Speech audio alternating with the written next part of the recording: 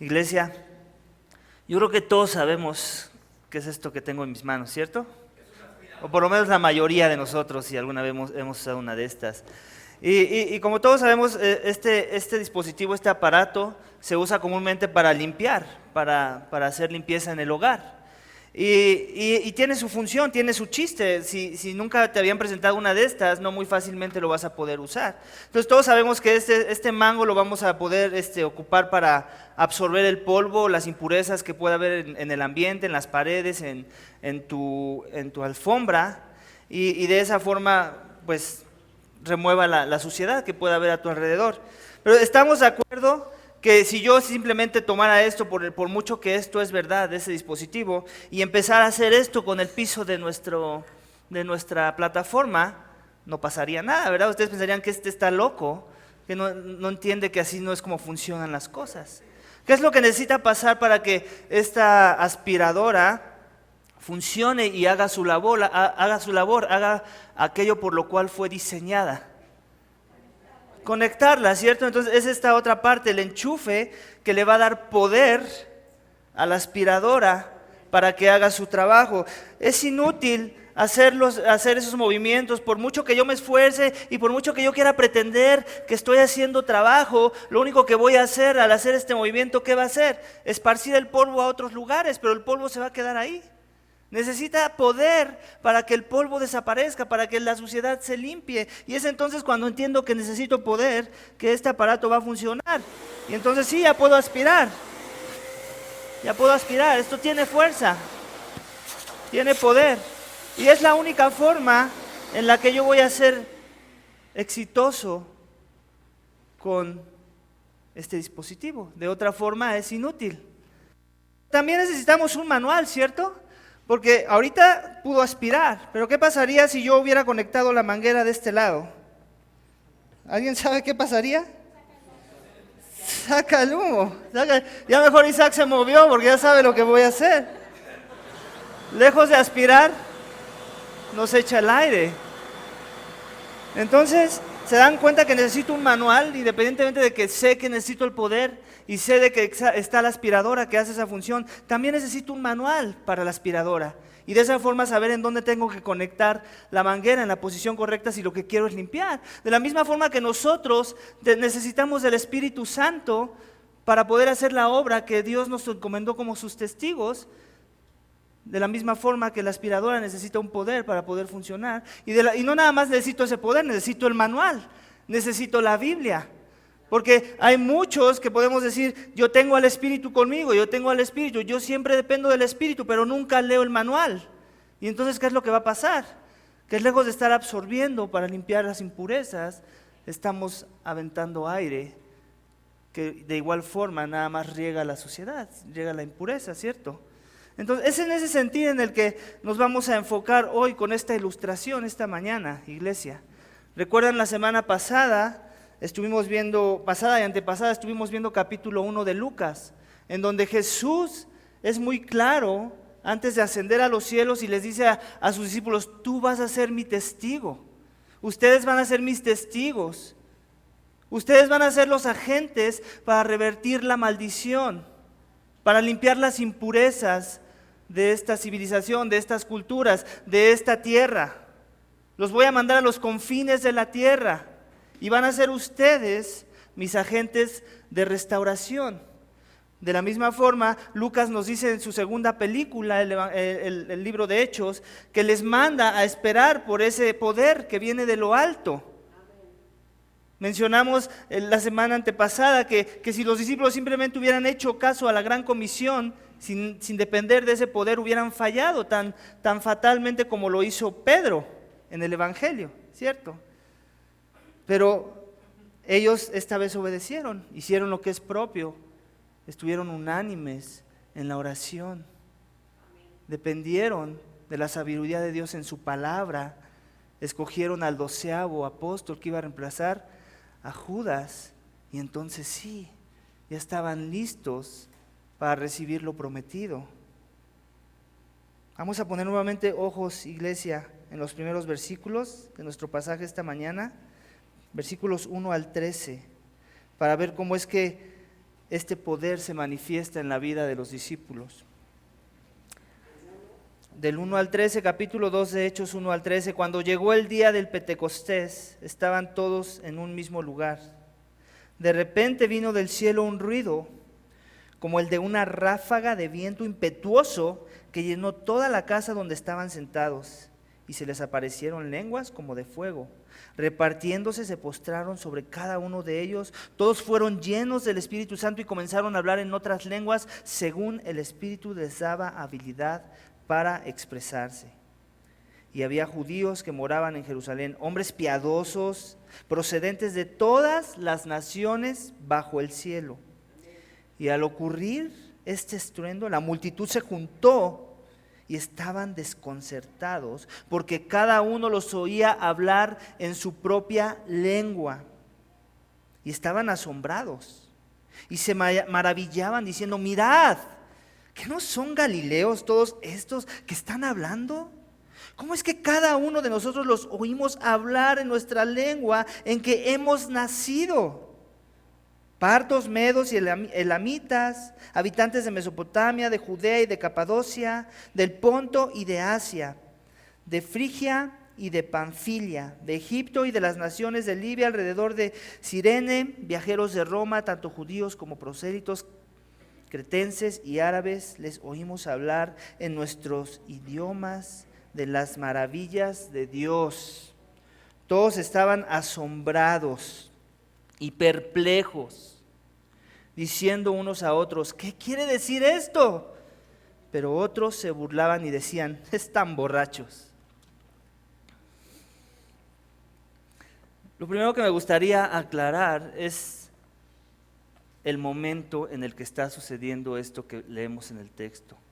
La Biblia sí es muy clara. Lucas quiere que nos demos cuenta del momento en el que esto está pasando. No simplemente nos quiere contar el suceso de lo que pasó, sino la fecha, el tiempo alrededor del cual se suscitaron estas cosas, y nos lo dice: en el día del Pentecostés.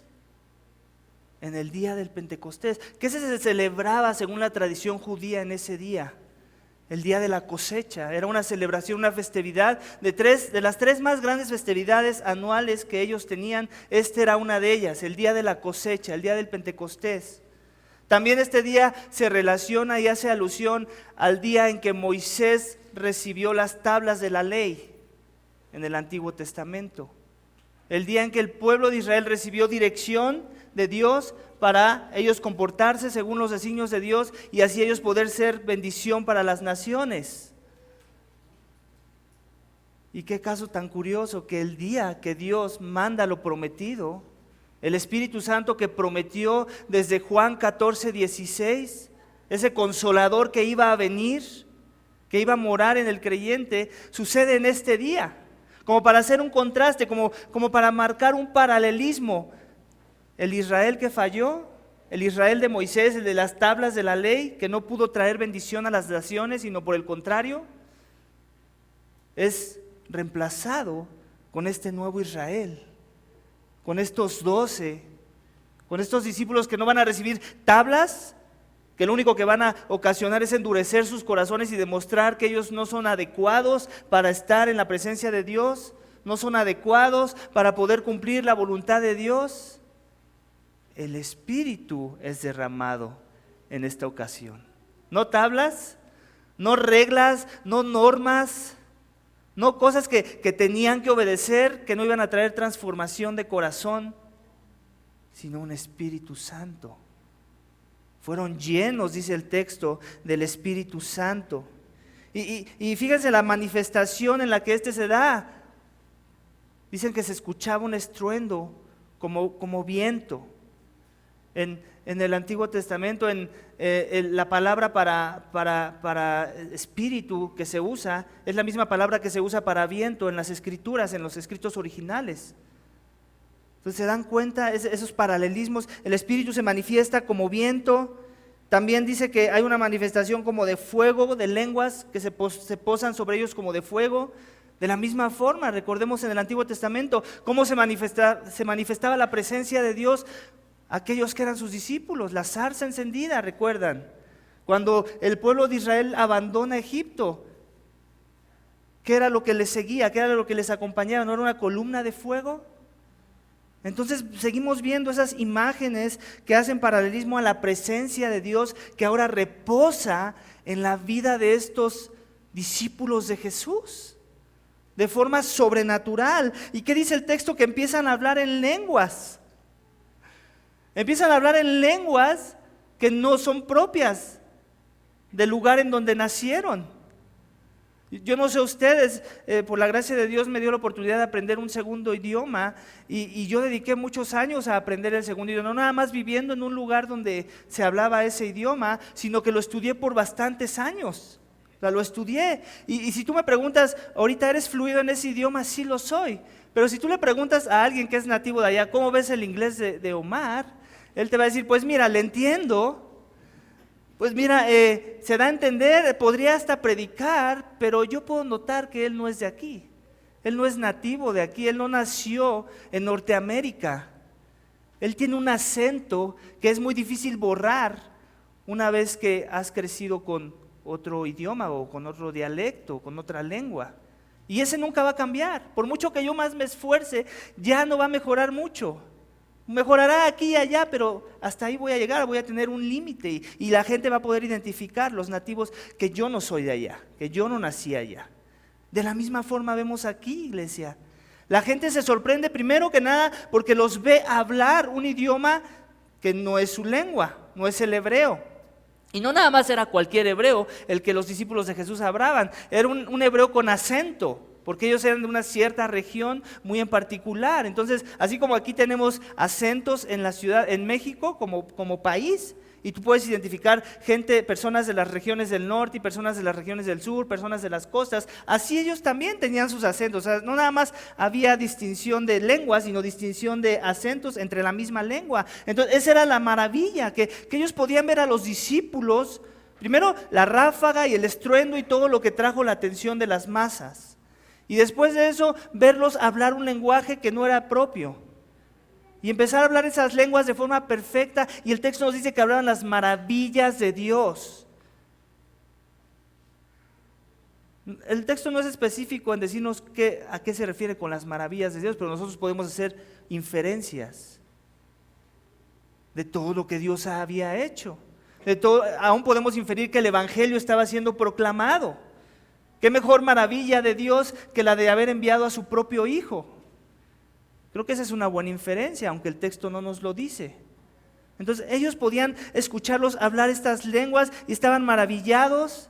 Y si se dan cuenta, la lista rara que pone es de diferentes naciones, diferentes áreas de la región que pertenecen a otras naciones, que hablan otras lenguas, y las empieza a mencionar aquí. Pardos, medos, elamitas, habitantes de Mesopotamia, Judea. Es una mezcla rara de que uno se pregunta, ¿por qué esos nombres? Y la pregunta también no es si se limita a esos nombres, ¿será que había otros nombres? Lo más seguro es que sí. Recordemos que Lucas es un historiador y él lo que hace es un resumen de los sucesos. Seguramente había otras lenguas. Pero el punto no es si había más o menos, el punto es por qué nos pone esa variedad de lenguas, qué mensaje nos quiere mandar aquel que inspiró el texto para su audiencia original y ahora para nosotros también. Pues es precisamente eso, iglesia, que la bendición iba a venir no solamente para Jerusalén, que la bendición iba a venir no solamente para Judá, que lo que no pudo hacer el Israel del Antiguo Testamento lo tenía que hacer el Israel en el Nuevo Pacto. Y que la bendición era para las naciones, que la salvación era para las naciones, que el Mesías era el Mesías del universo, de toda la tierra, no nada más de una nación. Eso es lo que nos está transmitiendo estos pasajes cuando vemos la variedad de lenguajes. Y obviamente otra vez no podemos dejar de perder el punto, estaban anonadados y lo chistoso es esto, ¿no? Ahí viene la oposición. Pero no nos pongamos a pensar rápidamente en que había oposición. Hay un sentido en el que sí podemos ver la oposición, que estaban ebrios, decían. Pero hay otro sentido en el que tiene sentido que se pregunten qué está pasando. Imagínate que tú eres un hebreo, escuchas a otro hebreo hablar otro idioma, que no sabes qué es otro idioma, porque obviamente tú no lo conoces, entonces piensas tal vez que está balbuceando y que está borracho. Entonces hasta es una pregunta lógica, estos están borrachos. ¿Por qué? Porque no les entiendo. ¿Por qué? Porque están hablando un idioma extranjero que yo no conozco. ¿Amén? Pero sin embargo, tampoco podemos descartar la posibilidad de que también estaba ahí la oposición, porque ellos estaban siendo perseguidos ya desde entonces. ¿Por qué? Porque eran seguidores de aquel que crucificaron, de aquel que entregaron a las autoridades para ser puesto a muerte en una cruz. Entonces vemos esto, la ráfaga y el obrar del Espíritu Santo reposando en el pueblo de Dios. Ese templo, ¿recuerdan? El templo era la manifestación del poder de Dios, ¿cierto? En el Antiguo Testamento. Ahora ese templo ya no iba a ser bajo 4 paredes. Ya no iba a estar limitada la presencia de Dios en un tabernáculo. Ahora el templo iban a ser sus hijos, aquellos sobre los cuales ha reposado el Espíritu Santo de Dios. Ese es el templo, ahí es donde la manifestación de la presencia de Dios la vamos a poder ver cara a cara. Eso es lo que están comunicando. Así que lo prometido ha llegado, iglesia, como dice el primer punto de mi sermón. Lo prometido ha llegado, tan simple como eso. Jesús lo prometió y aquí se cumplió. Jesús lo promete en capítulo 1 y en capítulo 2, el cumplimiento de la promesa. ¿Y qué forma de manifestarse lo prometido? Y quiero recordar algo, estamos viendo nombres de lengua, de países, de regiones donde hablaban una lengua extranjera. Así que no querramos confundir con las malas interpretaciones de que alguien habla en lenguas y empiezan a hacer balbuceos y ruidos raros que sí no son una lengua extranjera. Eso no son las lenguas que vemos en el Nuevo Testamento. Son lenguajes audibles de regiones que se pueden entender y se pueden comunicar las personas. De eso estamos hablando. No de cosas que nadie entiende y que se hablan muchas veces malamente en las iglesias. Eso no es aquí. Y la pregunta que se te puede venir a la mente es esa: pastor, ¿usted cree que las lenguas, el don de lenguas se sigue manifestando? Yo creo que sí. La Biblia no dice que ya ha cesado. Sin embargo, es con un propósito. Todos los dones, recordemos, en la iglesia siempre van a ser para la edificación de la iglesia. Si hay alguien que tiene un don y no lo está usando para la edificación de la iglesia, entonces no es un don, es una mentira, es un engaño, es una farsa. De la misma forma, voy a poner un ejemplo rápido, que si mandamos a Isaac de misionero a alguna isla desierta donde hay alguna tribu ahí que no sabemos cuál es su lenguaje, su dialecto, y de repente un día Isaac se los encuentra y les empieza a hablar y ellos le entienden y se sorprenden de que los entienda, yo creo que en ese momento Dios le está dando a Isaac la manifestación del don de lenguas para poderse comunicar con esas tribus y entonces poderles llevar el evangelio que les traiga salvación. Amén. En ese sentido es que creemos en el don de lenguas. Cualquier otra cosa que salga de un contexto similar es pura charlatanería, iglesia. Así que tengamos cuidado. Entonces lo prometido ha llegado, amén. Versículos 14 al 21. Pongamos nuevamente ojos en nuestra palabra. Versículo 14 al 21, Hechos 2. Entonces Pedro, poniéndose en pie con los 11, alzó la voz y les declaró: varones judíos y todos los que vivís en Jerusalén, sea esto de vuestro conocimiento y prestad atención a mis palabras. Porque estos no están borrachos como vosotros suponéis, pues apenas es la hora tercera del día, sino que esto es lo que fue dicho por medio del profeta Joel. Y sucederá en los últimos días, dice el Señor, que derramaré de mi espíritu sobre toda carne, y vuestros hijos y vuestras hijas profetizarán, vuestros varones verán visiones, y vuestros ancianos soñarán sueños, y aún mis siervos y sobre mis siervas derramaré de mi espíritu en esos días, y profetizarán. Y mostraré prodigios arriba en el cielo y señales abajo en la tierra, sangre, fuego y columna de humo. El sol se convertirá en tinieblas y la luna en sangre antes que venga el día grande y glorioso del Señor. Y sucederá que todo aquel que invoque el nombre del Señor será salvo. Amén. no hace mucho, tiene 2 años, que escuchamos la alerta sísmica, ¿recuerdan? Y hubo un temblor pues muy fuerte despuesito del sonido de la alerta.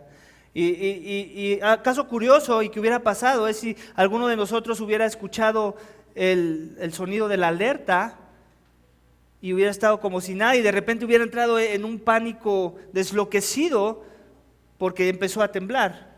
No, con esto no estoy diciendo que no es normal que nos sintamos en pánico ante una situación así. El problema sería que si escuchaste la alerta y tuviste tal vez un tiempo de refugiarte, de tú mismo concientizarte en lo que iba a pasar, y de repente empiezas a tener un pavor y un pánico enloquecido, pues como que tampoco tendría mucho sentido, ¿cierto? Porque de alguna forma la alerta, la alarma sísmica te preparó para ese momento. No hay nada que te haya tomado por sorpresa. ¿Estamos de acuerdo? Esa es la función de la alerta sísmica en nuestro contexto, aquí en la Ciudad de México, donde hay muchos temblores. Tratarnos de traer una cierta paz para podernos preparar para el evento que sacudirá la tierra y que nos podrá traer cierta incertidumbre en ese momento. Pues aquí estamos viendo algo muy parecido. Ellos se burlan, dicen que están borrachos, y Pedro, aquel cobarde que se fue a esconder de una niñita cuando negó a su maestro, ahora que ha sido lleno del poder del Espíritu, ahora que el Espíritu de Dios ha reposado sobre él con poder, para poder ser un testigo fiel de Jesús, se levanta y en medio de la muchedumbre que los rodeaba, en medio de aquellos que se habían congregado para ver lo que estaba pasando y maravillarse de que las lenguas habían sido expuestas y habladas por medio de los apóstoles con maravillas de Dios, hablando maravillas de Dios, ahora se levanta enfrente de esa multitud sin temor a que le suceda lo mismo que le pasó a su maestro, y empieza a dar una defensa de lo que estaba pasando. Y les dice, no es que esto haya sido sorpresa, no es que estos estén embriagos, son las 9 de la mañana. Por favor, ¿quién a las 9 de la mañana ya entró en embriaguez? A lo mejor esta hora todavía se la está curando, pero no que esté embriaga la persona, ¿cierto?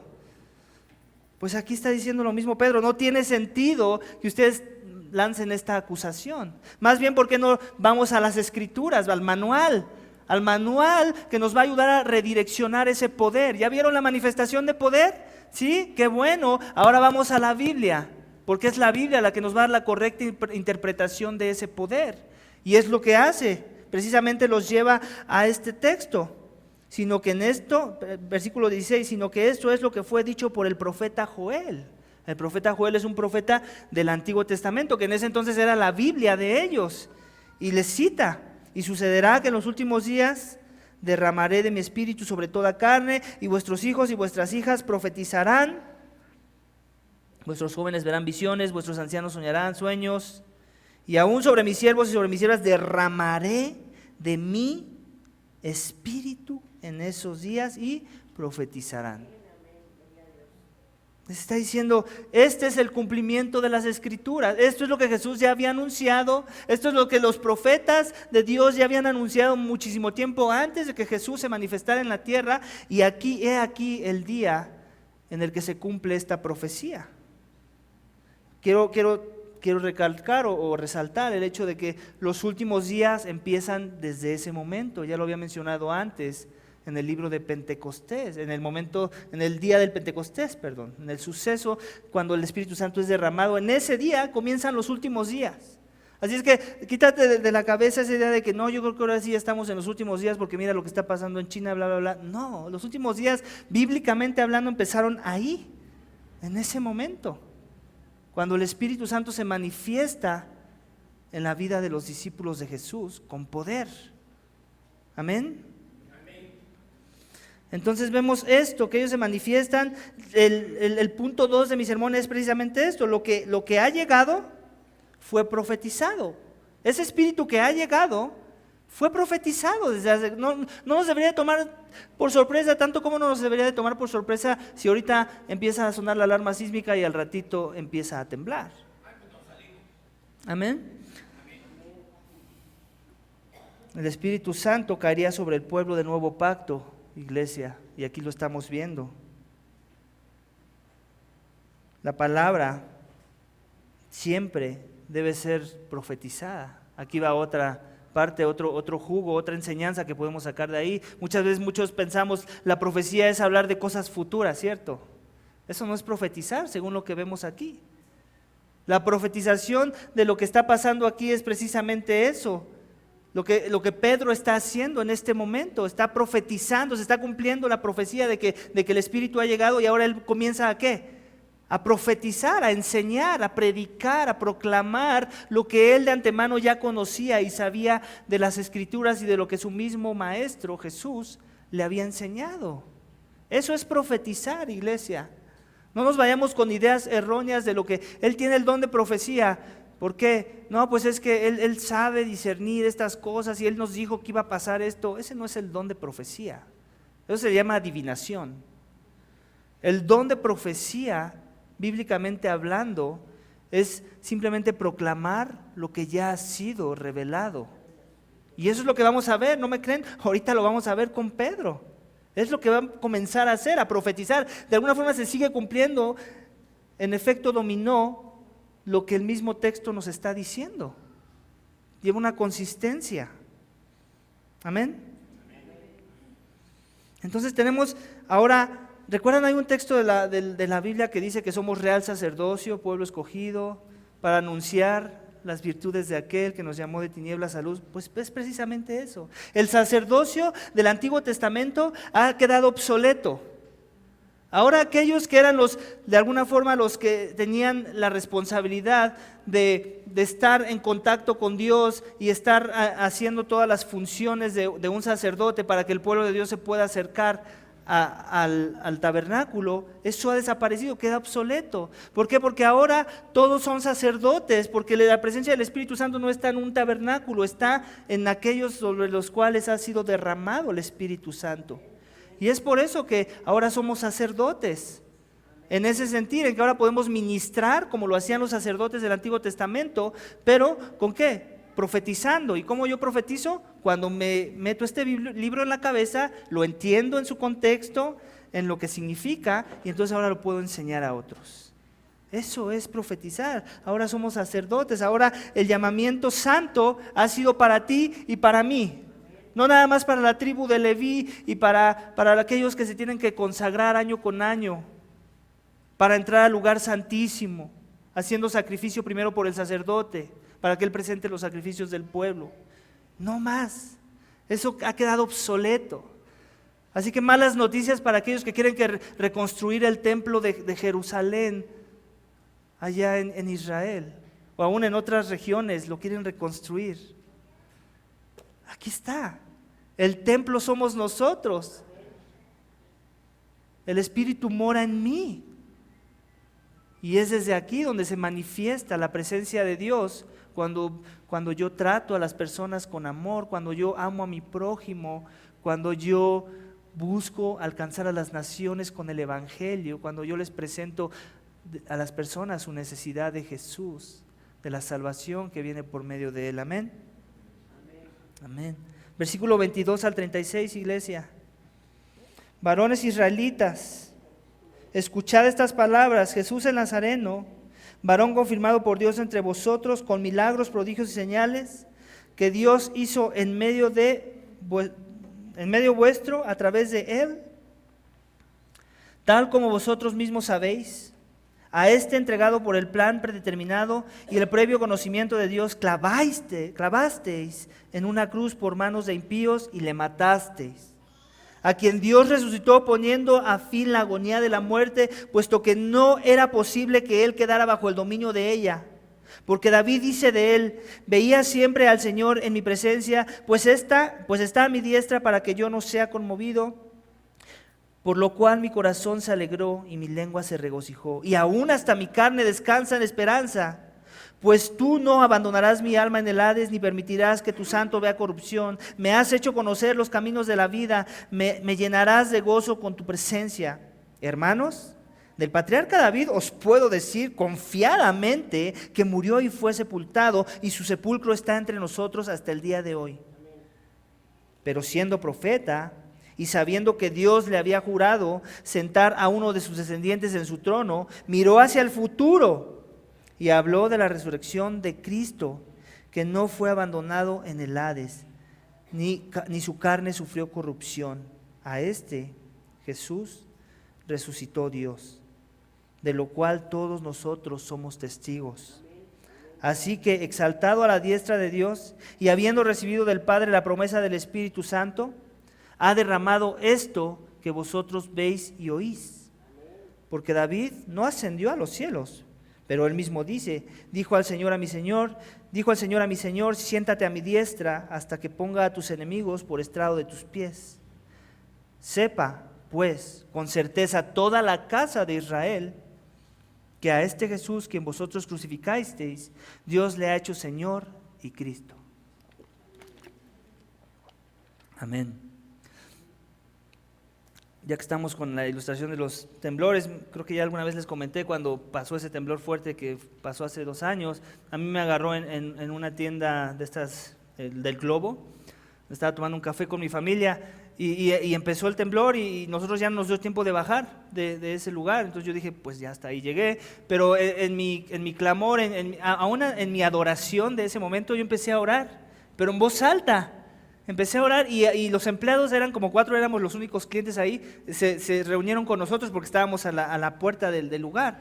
Y empecé a orar en voz alta y con devoción y de alguna forma también pensando en esto, Dios, si la libro, que estas personas encuentren este momento como un momento de necesitamos clamar a Dios, ¿no? Entonces lo hice con esas 2 intenciones, por un lado, y empecé a clamar a Dios y aproveché la oportunidad, porque la pregunta es esta: Omar se hubiera atrevido a orar en voz alta a los empleados del Globo ese día si no hubiera pasado el temblor. La respuesta es no me hubiera atrevido, no lo hubiera hecho. Lo he hecho en otros contextos, pero precisamente no necesariamente donde había ese momento que era clave y que me daba de alguna forma ese permiso de hacerlo, ¿verdad? Pues de la misma forma vemos aquí a Pedro. Ya pasó lo de Pentecostés, ya hay una cierta pregunta de la oposición, ¿qué es lo que está pasando? Él ya respondió, pero ahora va a aprovechar el momento del milagro, del suceso. Lo va a usar como una plataforma para profetizar, para proclamar y en ese sentido demostrar el propósito por el cual el Espíritu Santo ha caído sobre el pueblo de Dios, sobre aquellos que han puesto su confianza en Jesús por la sangre del nuevo pacto. Y eso es lo que vemos aquí, empieza en versículo 22 y vemos básicamente lo que leemos es precisamente eso: escuchar estas palabras.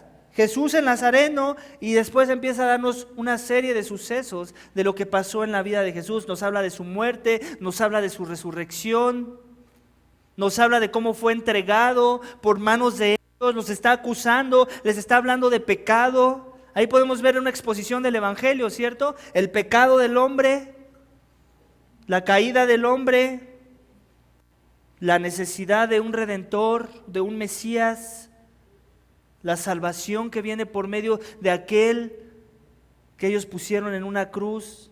Porque tenemos que recordar esto, iglesia. Ellos estaban esperando un Mesías no crucificado. El mensaje para ellos era locura. Para ellos el Mesías era un libertador, alguien que los iba a salvar de la opresión de sus enemigos, alguien que los iba a poner en posiciones muy altas en la tierra. Pero no un monito que entra en un burrito y luego lo capturan, lo bofetean y luego lo clavan a una cruz. Eso no es el Mesías para la mente del judío, eso es blasfemia. Eso es blasfemia en la mente y la cosmovisión judía. Aquellos que no entienden y que no les ha amanecido, que no han recibido el derramamiento del Espíritu. Y la pregunta que yo te traigo esta mañana es precisamente esa. Yo creo que no importa tu trasfondo, si es pseudo cristiano o pseudo católico o el que sea, yo creo que sabes la historia de Jesús. ¿Por qué? Porque es que vino a morir este Mesías de esa forma. ¿Por qué no fue como ellos lo esperaban? Porque las profecías se tenían que cumplir y también aquí nos los da. Nos da algunos pasajes, el mismo texto. En la sección pasada vimos que nos hablaba de Joel, para aquellos que lo quieren leer después, Joel 28 al 32, perdón. Y ahora aquí vemos cómo Pablo cita a David, Salmo 16 y Salmo 110. Anótalo para que lo leas en tu casa, ahorita no lo voy a leer. Salmo 16 y Salmo 110. Esas son las dos citas que vemos. La primera es esta: veía siempre al Señor en mi presencia, pues está a mi diestra para que yo no sea conmovido. Por lo cual mi corazón se alegró y mi lengua se regocijó hasta el día que mi carne descansara con esperanza, pues tú no abandonarás mi alma en el Hades. ¿Qué es lo que está haciendo? Está haciendo una referencia a la resurrección de Jesús. Y luego les dice, miren, ¿se acuerdan de David, no? Aquel que tanto ustedes exaltan y ven como uno de los patriarcas, como un ejemplo de la fe y de estar en comunión con Dios. ¿Se acuerdan de él? Bueno, pues yo los puedo acompañar a su tumba. Aquel a quien Dios le prometió un trono eterno, un reino eterno, está ahí echado en la tumba. Pero déjenme les hablo de un mejor David, de aquel que conquistó a la muerte, de aquel que su cuerpo no conoció pudredumbre, sino que más bien resucitó al tercer día. Déjenme les hablo de este mejor David, de este David que sí cumple el perfil de alguien que puede tener un reino eterno. ¿Por qué? Porque resucitó y ascendió a la diestra de su Padre y ya está reinando en su trono en los cielos. Déjenme les hablo de ese David, de ese mejor David, de ese David que va a venir a juzgar a vivos y muertos, de ese David que va a traer juicio en la tierra, pero que ahorita está trayendo paz y misericordia y es en la que quiere que ellos pongan su esperanza. Por eso les comparte el Evangelio. Está diciendo, ustedes mataron al autor de la vida. Y hay un sentido, amiga, que te encuentras esta mañana y que aún no conoces de Jesús, que tú también mataste al autor de la vida.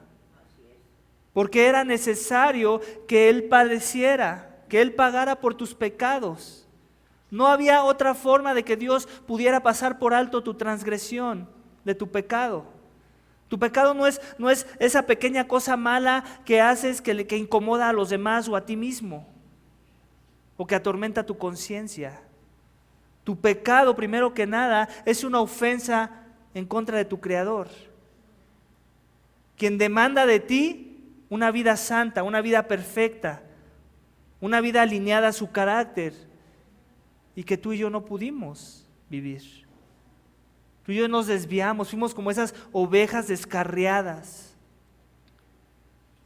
Vivimos para un reino, pero no era para el reino de Jesús, sino para nuestro propio reino. Y según la ley de Dios, según la ley de Moisés, nuestra conducta, nuestra rebelión demanda la muerte. Hemos traicionado al Rey. ¿Alguna vez te has visto desde esa perspectiva? Yo con mi pecado he traicionado a Dios. No nada más pequé en contra de Dios, lo he traicionado. He echado abajo toda expectativa que Él tenía de mí y le he dado la espalda y le he escupido a la cara. Así de genocida y de horrible es nuestro pecado. No por nada Dios envió a su Hijo. El hecho de que Dios enviara a su Hijo es la manifestación más grande, sí, del amor de Dios, pero también es la manifestación más grande de cuánto Dios odia el pecado. Que se requirió de su Hijo Jesús ser entregado como sacrificio para que con su sangre, el derramamiento de ellas, pudiéramos ser librados de nuestra maldad, limpios, declarados justos. Que el juicio ya cayó y cayó en el Hijo, para que no caiga en ti cuando has puesto tus ojos en Él. Ese es el Evangelio que Pedro les está proclamando. Así que él se los profetiza y les comparte la vida de Jesús, así como yo te estoy compartiendo en este momento, para que veas tu necesidad de ese Redentor y que no hay otras formas de salvación. Es lo que Dios instituyó, es en sus términos, no en tus términos, porque si piensas que es en tus términos, lo único que estás demostrando es que es otra forma de rebeldía. Dios no salva en los términos del hombre, Dios salva en los términos de Dios, amén. Pedro está haciendo eso, les profetiza y les comparte de la sabiduría de Dios, de la soberanía de Dios, del plan redentor de Dios, y también les comparte de la responsabilidad del hombre. Les dice, sí, ustedes lo llevaron a la cruz, pero Dios ya tenía eso programado. Sí, ustedes su pecado cochino mataron al autor de la vida, pero Dios tomó en cuenta su maldad para revertirla y usarla para traer bendición a los hombres. Profetizo cuando comparto de su muerte, iglesia. Profetizo cuando respaldo mi fe con la palabra de Dios, como vemos que Pedro lo está haciendo. La palabra es la que salva, iglesia, no nosotros. Hablemos verdad, pero después traigamos a la gente a la palabra y decirle, mira, estaba escrito, mira, el Mesías tenía que ser un Mesías sufriente. Mira, tenía que sufrir por tu pecado, porque la paga del pecado es muerte y eso es lo que tú mereces y yo merezco. Y por eso necesitamos el amor de Dios manifestado en el sacrificio de su Hijo en una cruz. Profetizo cuando comparto de la resurrección y de la ascensión en su trono. Profetizo cuando predico el pecado de la necesidad de venir al trono de la gracia. Cuando abandono mi trono y pongo a Jesús en el trono de mi vida. Amén.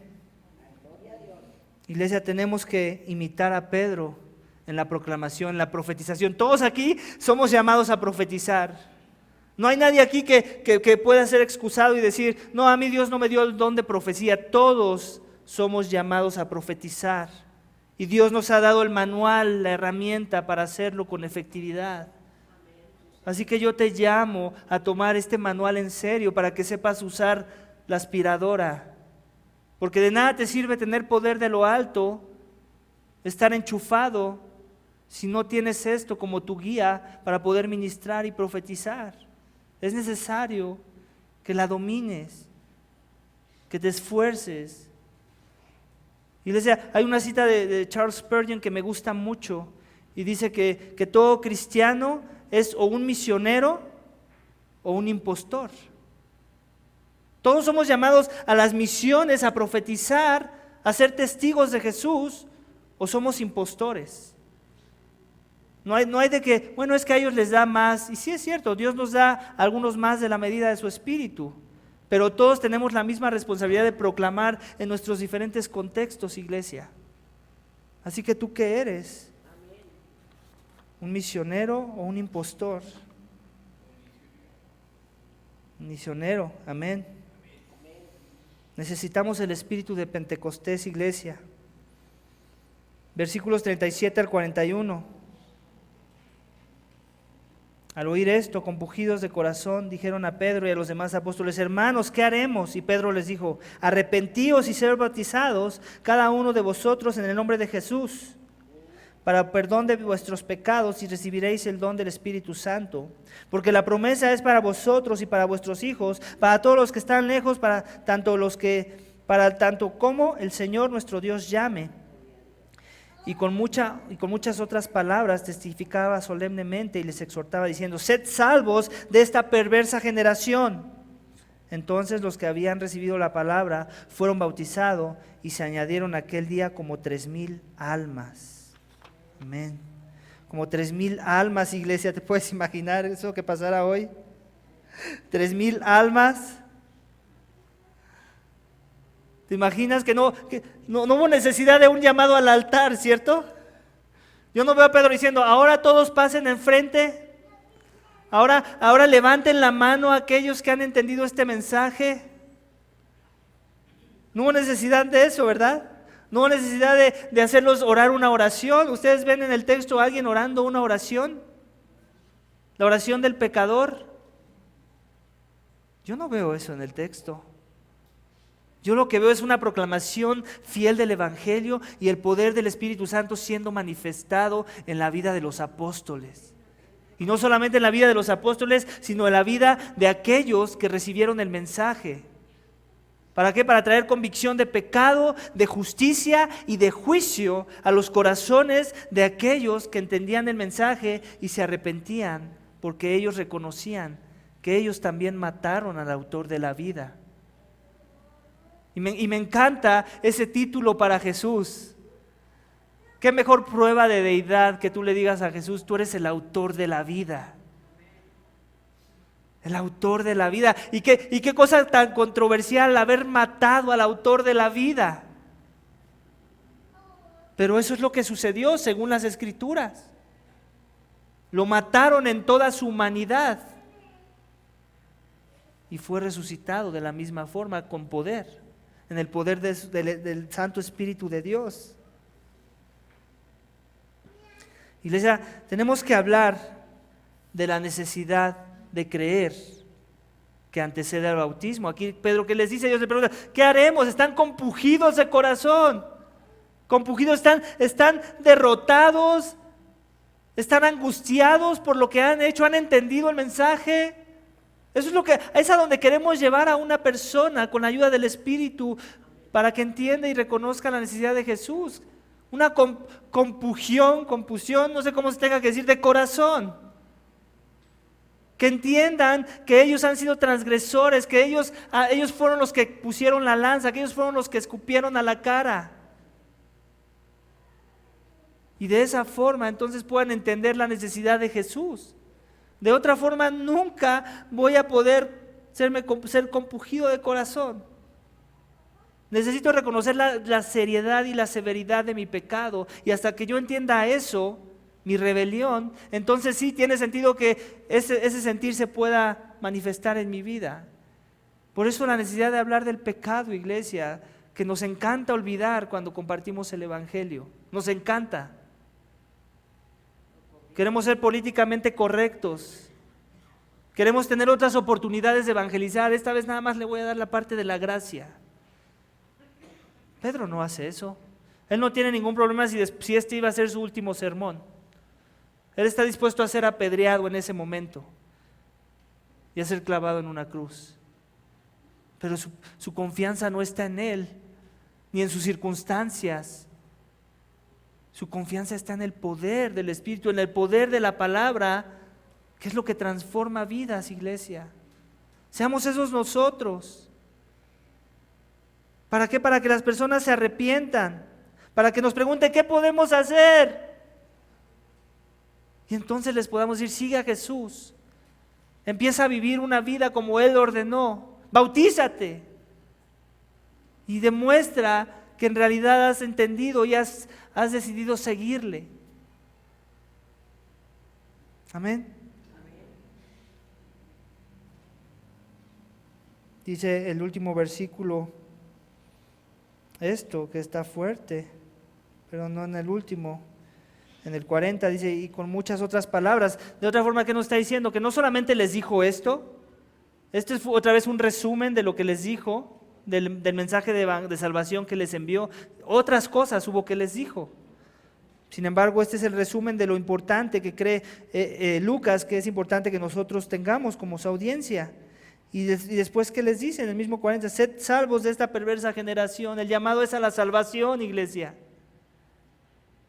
Lo que es profetizado salva las almas, como dice el último punto de mi sermón. Por eso profetizamos y por nada más. Sí, por obediencia, pero hay algo más que la obediencia. Queremos que cause un efecto en los corazones de aquellos que aún no se han arrepentido, aún no han doblado su rodilla a Dios, al Rey que es Jesús. Necesitan ser salvos de esta perversa generación. Y no es que hablaba de esa generación como si esta no lo fuera. Esta es 10 veces más perversa de lo que esa generación fue. Cuánto más la necesidad de profetizar y de proclamar y de dejar nuestra comodidad para que el Cristo sea proclamado y transforme almas. Iglesia, tú eres como esa aspiradora. Y tú te puedes ver trabajando mucho para el Evangelio, pero si no estás dependiendo del Espíritu de Dios, si no estás usando el manual que en conjunto con el Espíritu es el que transforma corazones, si no estás siendo un instrumento en las manos del Redentor para revertir la maldición, si no de veras crees que eres un agente restaurador, no te lo has metido a la cabeza, Que Dios te salvó no nada más de la ira, no nada más para vivir en gloria, con perdón de pecados, sino también para ser un agente restaurador para que otros le conozcan y escapen la ira. Esa generación perversa de la cual tú y yo éramos parte antes de conocer a Jesús. ¿No crees que hay mucho egoísmo de tu parte si aún no has proclamado, si no tienes un plan de acción? Bueno, si ni siquiera te reúnes con la iglesia local para ver cómo puedes servir primero a tus hermanos, para después poder ser de bendición a las naciones. Hay muchos contextos de iglesia en los que puedes aprender a pulir tu doctrina para que puedas proclamar de forma efectiva y fiel a la palabra de Dios.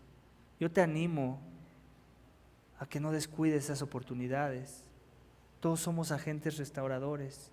Y también te animo que si aún no le conoces, si esto te suena locura, si te sale una mueca de burla en la boca, que ya he visto en algunos, de pensar que este es un mensaje que no tiene sentido, que Dios tenga misericordia de ti.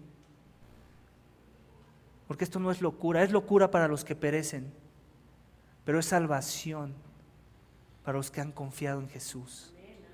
Vamos a orar. Te damos gracias, Señor, por tu palabra. Padre, humíllanos. Derrama de tu espíritu, el espíritu mismo que cayó en Pentecostés, necesitamos hoy, Señor. Padre, convence los corazones de justicia, de pecado y de juicio, de la necesidad de humillarse, de reconocer que son transgresores, que necesitan venir a la luz y abandonar sus tinieblas, que necesitan venir a la gracia y la salvación que es por medio de Jesús y morir a sus vidas pasajeras y carnales. Padre, yo te ruego que esta iglesia tenga un celo por profetizar, un celo por depender del espíritu de Pentecostés para proclamar a las naciones, para ir a evangelizar. Aún esta tarde, Señor, que van a ir a evangelizar un grupo, Padre, yo te pido que tú les llenes de poder, de denuedo, de palabra, y que ellos puedan ser agentes restauradores para traer las buenas nuevas a aquellos que aún no te conocen, Señor. Bendice esta iglesia, úsanos para ese propósito, si no mejor cierra estas puertas, Señor. Ciérralas, te lo pedimos, y que mejor nos pongamos a hacer otras cosas en las que no nos veamos tan mal. Ayúdanos, Señor, a recordar el propósito por el cual hemos sido llamados tus hijos, para traer bendición a otros y proclamar a aquel que es digno de ser proclamado. Te lo pedimos y te damos gracias en el nombre de Cristo Jesús. Amén.